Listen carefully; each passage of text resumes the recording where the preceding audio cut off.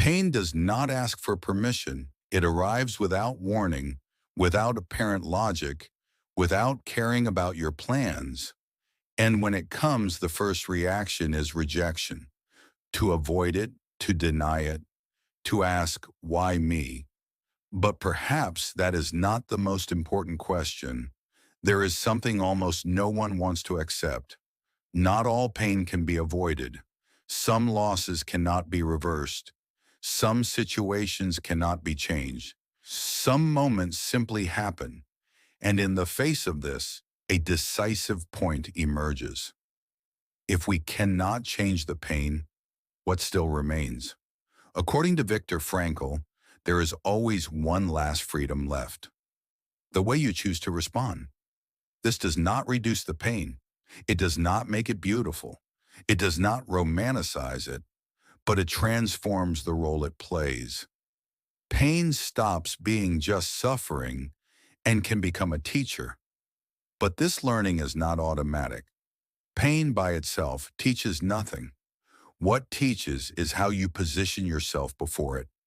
Two people can go through the same experience. One closes off, becomes hardened, gets lost. The other, even while wounded, finds meaning, grows, transforms. The difference is not in the pain. It is in the interpretation. Pain reveals. It shows what truly matters. It shows where you are most fragile. It shows what you have been ignoring. It breaks illusions. What once seemed essential may reveal itself as superficial. What was postponed suddenly becomes urgent. What was automatic becomes conscious. Pain interrupts. It takes you out of autopilot, forces you to stop, to look. And often this kind of awareness would never come without it.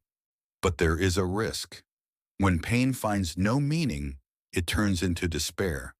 When there is no purpose, suffering becomes empty, heavy, directionless.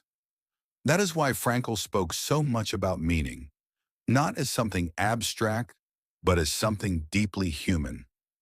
Meaning does not eliminate pain, but it gives it a place. When you find a why, the how becomes bearable. Not easy, but possible. Sometimes meaning is in continuing. Sometimes in caring for someone. Sometimes in honoring what was lost. Sometimes simply in not giving up. Pain can deepen you. It can make you more sensitive, more aware, more human. But this does not happen by chance. It requires choice. Choosing not to become bitter, choosing not to close your heart, choosing not to reduce yourself to suffering. This is not weakness, it is silent strength. Pain also teaches limits. It shows how far you can go and where you need to stop. It shows what you accept and what you should no longer accept. It reorganizes priorities. What once felt urgent loses importance. What truly matters becomes clear.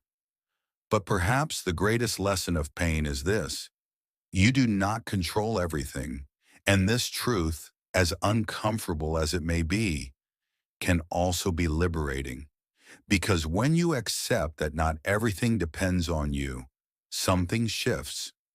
You stop fighting the inevitable and begin to direct your energy toward what can still be done. Pain is not fair. It follows no rules. It does not choose ideal moments. But within it, there is a rare possibility to become someone deeper than you were before. Not better in a superficial sense, but more real. Someone who has seen more of life, who feels more, who understands more. Pain does not come to destroy you, but it can transform you. And in the end, perhaps it is not about avoiding pain, but about not wasting it. Because when pain finds meaning, it stops being just suffering and becomes part of what shapes who you are becoming.